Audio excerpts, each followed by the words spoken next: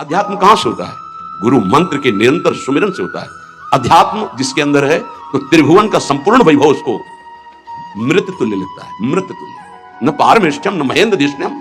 आपको लगेगा भरण पोषण कैसे होगा? तो भगवान, उनके वचन यही भक्त का आश्रय होते हैं। भगवान ने कहा अनन्यश्चिंत्यन्तो माम, तुम्हारी एक ही जिम्मेवारी है, तुम केवल मेरा अनन्य चिंतन करो। और जो अनन्य चिंतन करता है, ये जना परिपासते, जो ऐसी उपासना करता है अनन्य चिंतन से, तो योगक्षेमम वहाम्यहम, मैं उसके योगक्षेम का वहन करता हूं। अप्राप्ति की प्राप्ति और प्राप्ति की रक्षा ये मैं करता हूं। शुद्ध परमार्थ को जान लो, जीवन मुक्त हो जाओ, फंसने में देर नहीं लगती। ये मन कभी भी कहीं भी कैसे भी आचरणों में फंसा सकता है। अजामिल जी अपनी इंद्रियों की चंचलता को शासन में लेकर के अपने पिता की सेवा में गुरु भाव से लगे थे। बड़े धर्मात्मा पिता थे। एक दिन वो समिधा लेने के लिए गए तो जंगल में देखा एक शराब पी हुई व्यक्ति किसी वैश्या से सहवास कर रहा है। अचानक दृष्टि पड़ी। शास्त्र आज्ञा करता है ऐसे दृष्टि को एक बार अचानक दृष्टि पड़ने पर दोबारा ना देखा जाए और नमस्कार वृत्ति कि भगवान की माया आगे बढ़ जाए। पर वो तो सेवा को छोड़ करके उसी को केवल देखने लगे। देखते ही चिंतन बढ़ा। चिंतन बढ़ता ही संगस्तेषु उपजायते, संग की इच्छा आसक्ति प्रकट हुई। जब वो पुरुष चला गया तो उस वैश्या से मिले और कहा मैं आप पर आसक्त हो चुका हूं। तो उसने कहा मेरे जीवन का उद्देश्य ही है आसक्त पुरुषों से धन लेना, उनको सुख पहुंचाना। कहा पूरी पिता की संपत्ति सब वैभव लुटा दिया।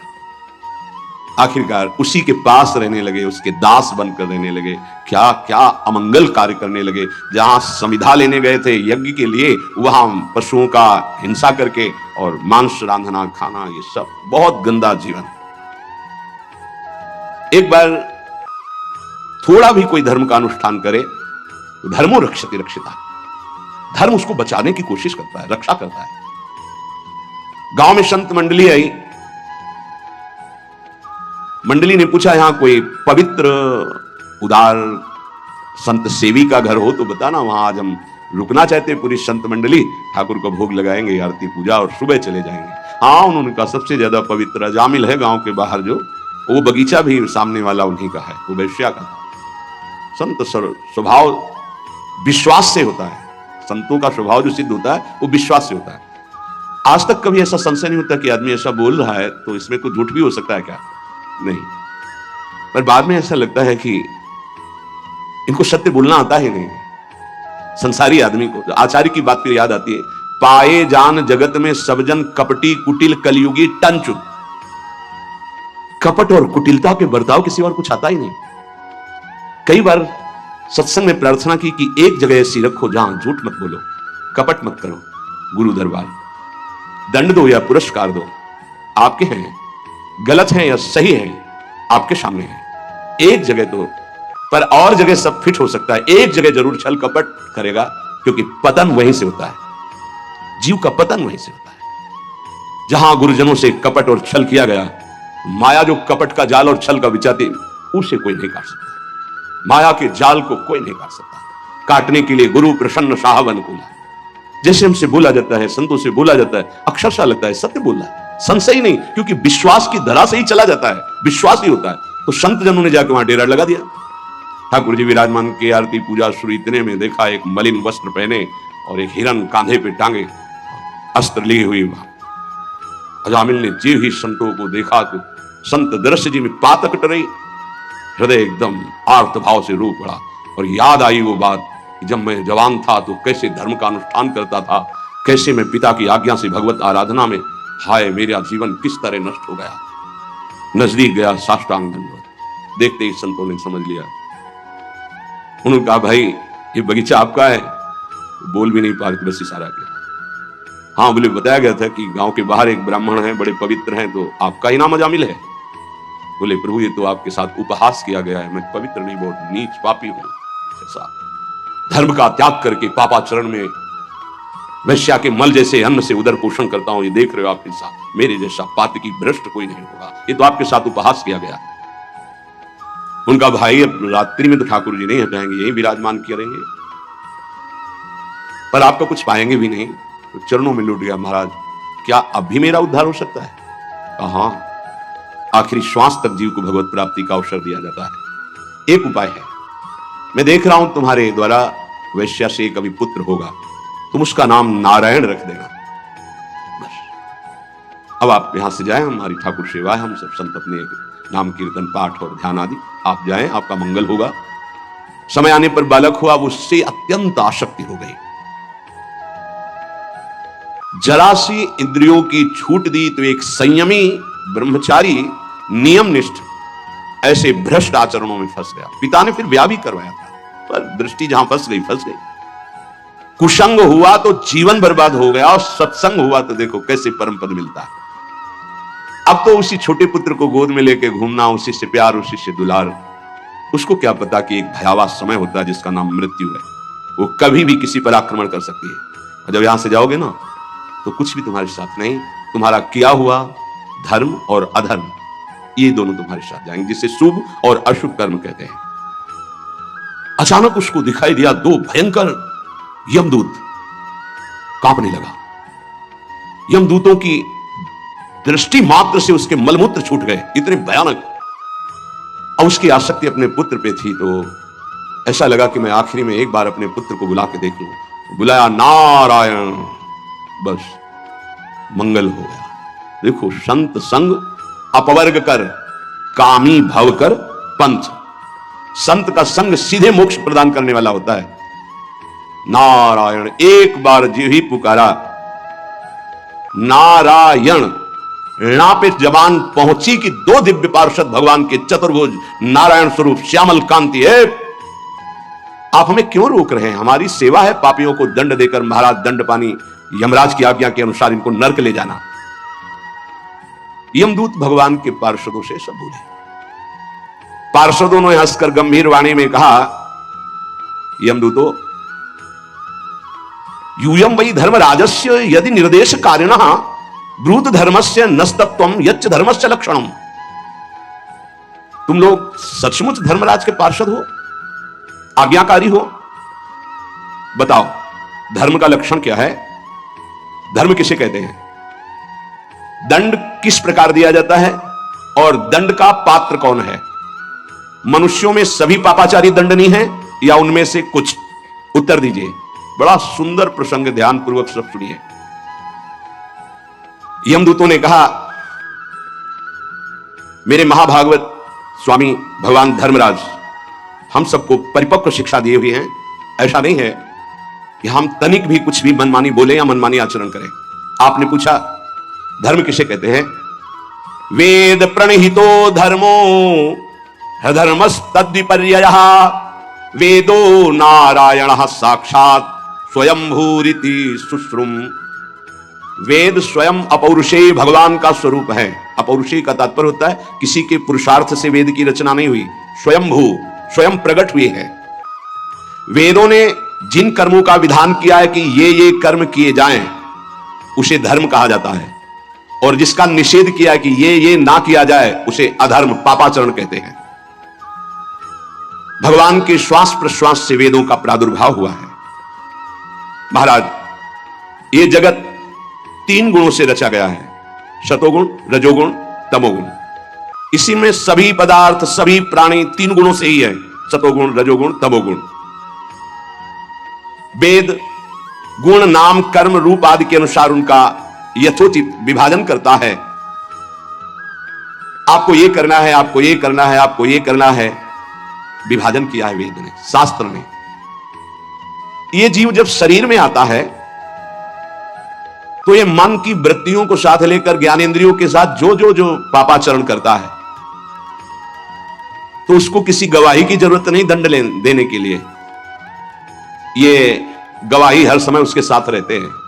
सूर्योग्नि खम मरुत गावः सोमः संध्याहनि दिशः कम कुह कालो धर्म इति ह्रेते दैह्रस्य साक्षिणः। सूर्य, अग्नि, आकाश, वायु, इंद्रियां, चंद्रमा, संध्या, रात, दिन, दिशाएं, जल, पृथ्वी, काल, धर्म, ये साक्षी रहते हैं। रात में पाप किया तो आकाश है, वायु है, चंद्रमा है, संध्या है, रात्रि का स्वयं गवाही है। दिन में तो सूर्य है, दिशाएं हैं, जल, पृथ्वी, कहीं तो पाप करोगे। समय, धर्म, ये सब साक्षी, वहां तुम्हें ये गवाही की जरूरत नहीं पड़ेगी, प्रमाण की जरूरत नहीं होती। जहां पाप करोगे तो ये सब हैं, देख रहे हैं एक एक सेकंड का। इनके द्वारा तत्काल पता चल जाता है कि कितना पापी और कितना अधर्म किए हुए है। और दंड पाणी भगवान यमराज एक सेकंड के कम हिस्से में पूरा निर्णय कर देते हैं। पाप कर्म करने वाले को सभी को अवश्य अवश्य महान दंड नरक में भोगना होता है। प्रश्न किया था कि आज सभी पापी दंडनीय है, तो यमदूत कह रहे हैं सभी को। हे निष्पाप पुरुषों, जो प्राणी कर्म करते हैं उनका गुणों से संबंध रहता है, सतोगुण, रजोगुण, तमोगुण से। इसलिए सभी से कुछ पुण्य बन जाते हैं और कुछ पाप बन जाते हैं, सभी से। देहवान होकर कोई भी कर्म किए बिना एक क्षण भी नहीं रह सकता, और कर्म तीनों गुणों के अंतर्गत होते हैं, इसलिए सभी से कुछ पुण्य होता है और कुछ पाप बनता है। इस लोक में जो जितना अधर्म करता है उसका, और जो जितना धर्म करता है उसका, वैसा ही, बिल्कुल वैसे का वैसा ही फल उसको मिलता है। आप तो बड़े तेजस्वी देव शिरोमणि हैं, आप जानते हैं सतोगुण, रजोगुण, तमोगुण, इन तीन गुणों के भेद के कारण इस लोक में तीन प्रकार के प्राणी देखे गए, पुण्यात्मा, पापात्मा और पुण्य पाप मिश्रित। पुण्यात्मा स्वर्गलोक, पापात्मा नरकलोक, पाप पुण्य मिश्रित मृत्युलोक। पुण्यात्मा लौकिक सुख, पापात्मा नरक दुख, मनुष्यलोक दुख सुख दोनों। बड़ा एकदम स्पष्ट वर्णन है, अगर आप ध्यान से सुनोगे तो तुम्हारे प्रश्नों का समाधान हो जाएगा।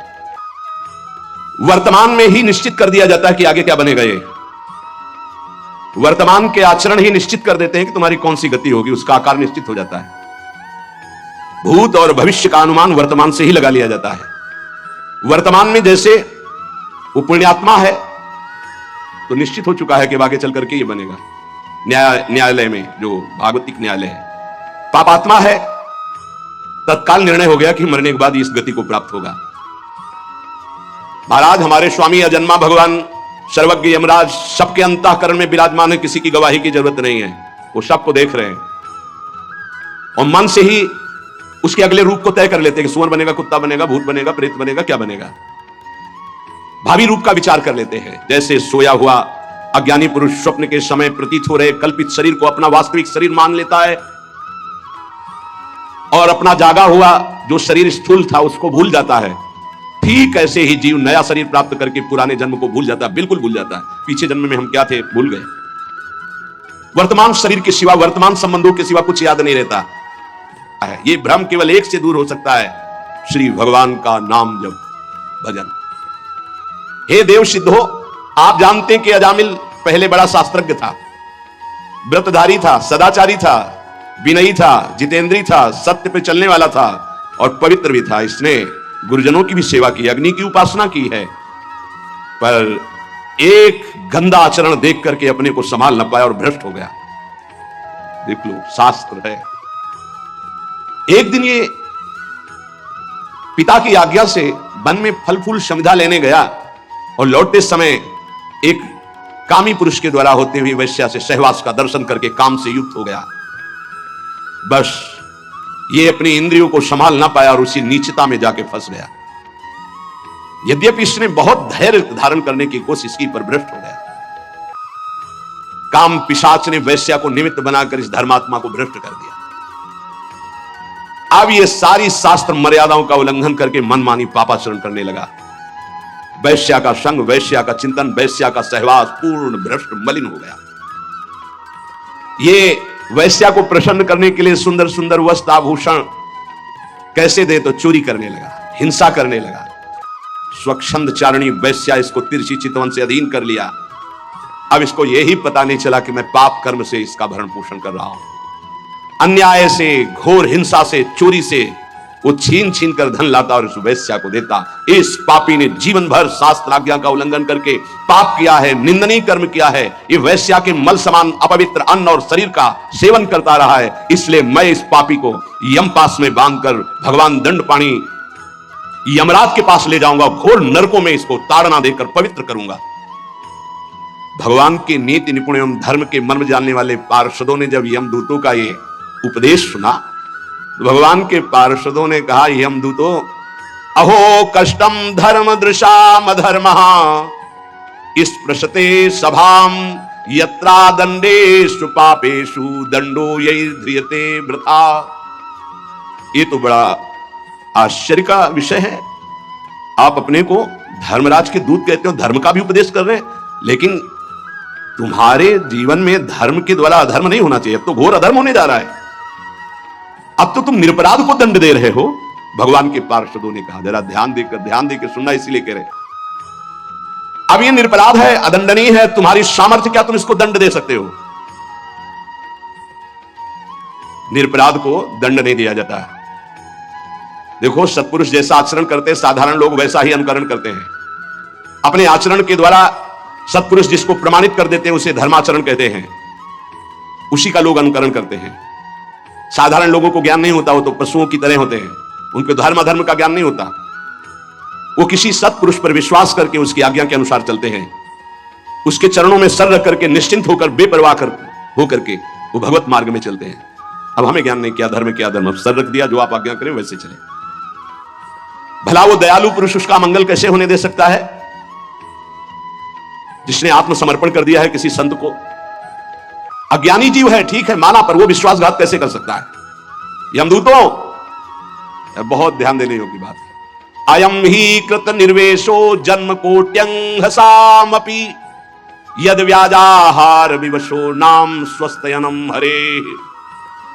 सुनो, इसने इस जन्म का नहीं, करोड़ करोड़ जन्मों के पापों का, राशि राशि अधर्मों का पूरा प्रायश्चित कर लिया जिस समय ये पुत्र के बहाने से पुकारा नारायण। ध्यान दीजिए, ये है नाम। कह रहे अयम ही कृत निर्वेशो जन्म कोट्यंघसामपि, करोड़ करोड़ जन्मों के पापों का प्रायश्चित कर लिया जिस समय इसने उच्चारण किया, यदा नारायणायेति जगात चतुरक्षरम, 4 अक्षर नारायण, इन 4 अक्षरों का उच्चारण किया उसी समय, केवल इतने मात्र से उसके सारे पाप भस्म हो गए। तुम्हारी अब सामर्थ्य क्या कि तुम इसको दंड दे सको? भगवान के पार्षद बोल रहे। बहुत ध्यान से सुनो, जिनसे गलतियां हो चुकी हैं बहुत ध्यान से सुने, आगे गलतियां ना हो, सावधान रहे। इस्तेना सुरापो मित्र भृग ब्रह्मा गुरु तल्पगः स्त्री राज पितृ गोहंता ये च पातकिनो परे। महापापी हैं ये, जो दूसरे की संपत्ति की चोरी करता है, जो शराब पीता है, जो मित्र द्रोह विश्वासघात करता है मित्र से, जो ब्रह्मघाती ब्रह्म हत्यारा है, जो गुरु पत्नीगामी है, जो ऐसे पापियों का दोस्त है, जो स्त्री राजा पिता गाय इनकी हत्या करने वाला महापापी है। इन सब बड़े बड़े पापियों को भी परम पवित्र करने के लिए भगवान का नाम गरज रहा है। अगर तुमसे ऐसे महान पाप हो गए हैं तो कह रहे हैं बस केवल भगवान का नाम शुरू कर दो, नाम लेना। हरिवंश महाप्रभु कहते हैं, जैसे हरिवंश विचारिक मनुज देह गुरु चरण गही सकई तो सब पर पंच तजी कृष्ण कृष्ण गोविंद कही। कृष्ण कृष्ण कृष्ण गोविंद गोविंद गोविंद। जैसे लोग आके प्रश्न करते हैं हमसे पाप हो गए, क्या हम पवित्र हो सकते हैं? ध्यान से सुनो, ऐसे महत पाप हो जाने पर भी यदि आपके हृदय में लगा मेरे से पाप हो गया, अब मेरा उद्धार कैसे हो, तो गुरु चरणों का आश्रय लेकर नाम जपना शुरू कर दो, नया जन्म हो जाएगा। तुम्हारे नाम जपने मात्र से कोटि कोटि जन्मों के पाप नष्ट हो जाएंगे। भगवान नाम के उच्चारण से मनुष्य की बुद्धि जैसी शुद्ध होती है, निष्पाप होती है, ऐसी और किसी साधना से नहीं।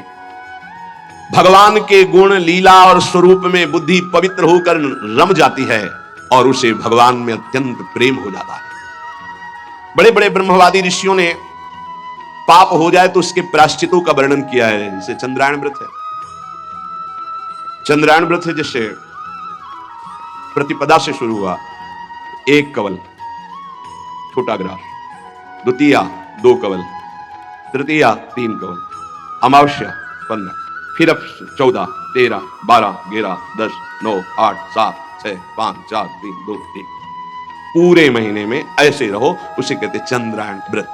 बड़ा कठोर व्रत होता है, 24 घंटे, फिर और कुछ खाना पीना नहीं, एक बार 1 कवल बस। कितना ऐसे कई महात्माओं को देखा है, अस्थिमात्र हुए रहे शरीर, चंद्रायण व्रत। बड़े बड़े ब्रह्मवादी ऋषियों ने पापों के बहुत से प्रायश्चित बताए हैं, कृच्छ चंद्रायण आदि व्रत, पर उनसे पाप तो नष्ट हो जाते हैं, पर पापों की जो जड़ है पाप प्रवृत्ति वो नष्ट नहीं होती। पर भगवान नाम उच्चारण से तो पाप और पाप की प्रवृत्ति दोनों का नाश हो जाता है। पवित्र कीर्ति भगवान के चरणारविंद में प्रेम हो जाता है। नैकांतिकम तद्धि कृते निष्कृते मनः पुनर्धावति चेद सत्पथे तत्कर्म निर्हारम अभीप्सिताम हरेर गुणानुवादः खलु सत्व भावनः। जैसे और कोई प्रायश्चित कर लो पाप तो नष्ट हो जाएंगे, फिर नई खेती तैयार कर देगा पाप प्रवृत्ति है, वो प्रायश्चित नहीं माना गया। सच्चा प्रायश्चित तो वो है पूरा पूरा कि फिर पाप प्रवृत्ति ही नष्ट हो जाए, पाप ही ना हो। वो केवल होता है जो वासनाओं को जड़ से उखाड़ करके फेंक दे, वो भगवान के नाम का कीर्तन, भगवान नाम जप, इसीलिए चिल्ला चिल्ला के कहते हैं नाम जप करो, नाम जप करो। उससे जो चित्त की शुद्धि होती है और पापों का नाश होता है, ऐसा और किसी प्रायश्चित से नहीं होता। इसलिए यमदूतों, तुम लोग अजामिल को छू भी नहीं सकते, अब ले जाने की तो बात जाने दो। इसने सारे पापों का प्रायश्चित कर लिया क्योंकि इसने मरते समय मेरे स्वामी भगवान श्री हरि का नारायण नाम उच्चारण किया। अब तुम छू भी नहीं सकते हो।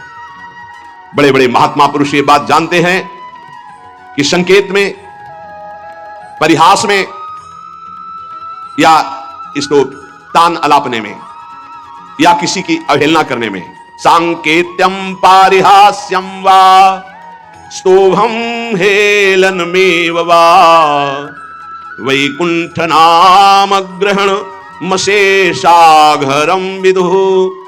हंसी मजाक में भी, ए राधा राधा, ए राधा, अवहेलना करने में,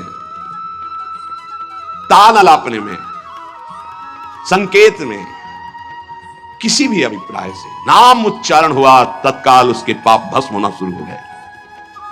जो मनुष्य पतितः स्खलितो भग्नः संदष्टस्तप्ताहतः हरिरित्यवशेनाः पुमान्नार्हति यातनाम्। पैर फिसला, राधा जब हुआ यारी, राधा, कोई भी भय का, श्री राधा, विवशतावश, भयवश, कैसे हरि हरि ऐसा उच्चारण कर लेता है तो वो कभी यम यातना का पात्र नहीं रहे। भजनानंदी की बात नहीं कह रहे, नाम उच्चारण करने की, गिरते समय, जमुहाई के समय, किसी भय के समय हरि हरि बोल दिया, राधा राधा। अब वो यमराज के खाते वाला दंडनी नहीं रहा। वो 1 2 4 नाम अगर ले लिए हैं तुम, तो उसी से तुम्हारा मंगल प्रारंभ हो जाए। पर ऐसे नाम का हम निरंतर जप करके अनुभव करें, ये देह भाव छूटकर हम जीते जी भगवत प्राप्त हो जाए। महर्षियों ने बहुत समझ बूझकर बड़े बड़े पापों का, छोटे छोटे पापों का अलग अलग प्रायश्चित बतलाया है, इसमें संदेह नहीं। तपस्या से, दूसरों की सेवा से, मंत्रानुष्ठान से प्रायश्चित होता है, पाप नष्ट होता है। परंतु मलिन हुआ हृदय शुद्ध नहीं होता, उसके लिए नाम जप, नाम कीर्तन, प्रभु के नाम जप से, नाम कीर्तन से, प्रभु की चरण सेवा से जैसा निष्पाप होता है हृदय, वैसा और किसी साधन से नहीं होता। यमदूतों, जान या अनजान में जैसे अग्नि स्पर्श कर जाए तो भस्म ही कर देती है, ऐसे श्रद्धा या अश्रद्धा, जान या अनजान, कैसे भी नाम कीर्तन सुना जाए, नाम कीर्तन किया जाए, नाम जप किया जाए तो दहे दे धो यथा नलहा, देह के द्वारा हुए समस्त पापों को भस्म कर देगा। जैसे अग्नि पहाड़ जैसी रुई लगी हो, जरा सा लग जाए तो भस्म कर देगी। संकीर्ततम अघम पुंसो दहे दे धो यथा नलहा, नाम उच्चारण करते ही पाप भस्म होना शुरू हो जाते हैं। यथागदम वीरतम मुपयुक्तम निर्दक्षया, जैसे कोई शक्तिशाली अमृत के प्रभाव को ना जानकर अनजान में भी पी ले तो अमृत तो अमर कर ही देगा ना, या भाव से पी ले तो अमर तो कर ही देगा, नाराज होकर पी ले तो भी अमर कर देगा। वैसे ही अनजान में, भाव से, कुभाव से, जैसे भी है, भगवान नाम उच्चारण किया तो तुम्हारी श्रद्धा की अपेक्षा नहीं, नाम अपना प्रभाव दिखा के रहेगा। हरिर्हरति पापानि दुष्ट चित्तैरपि स्मृतः अनिच्छयापि संस्पृष्टो दहते वही पावकः। दुष्ट चित्त है, पापी मनुष्य है, पर जैसे हवा के संयोग से तिनका मंदिर में चोटी पे बैठ जाए, ऐसे ही भगवत कृपा हुई, चलो देखते क्या है यार सत्संग में, क्या है बाबा जी। यद्यपि दुष्ट चित्त है, कोई उसको सत्संग से मतलब नहीं, भगवान से मतलब, चलो देखते हैं। आ गए, सुना, अब उनके चित्त में आया, पाप नष्ट हो जाते इससे, राम राम कृष्ण कृष्ण हरि हरि राधा राधा ऐसा उच्चारण करने से देखते यार 2-4 दिन जब करके क्या होता है।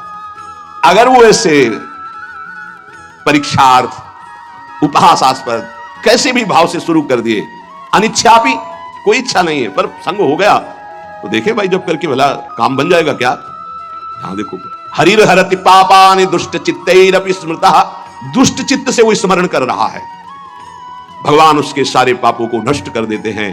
अनजान में अनिच्छा से नाम लेने पर भी, जैसे अग्नि अनजान में अनिच्छा में भस्म कर, ऐसे भगवान उसके दुखों का नाश कर देते हैं।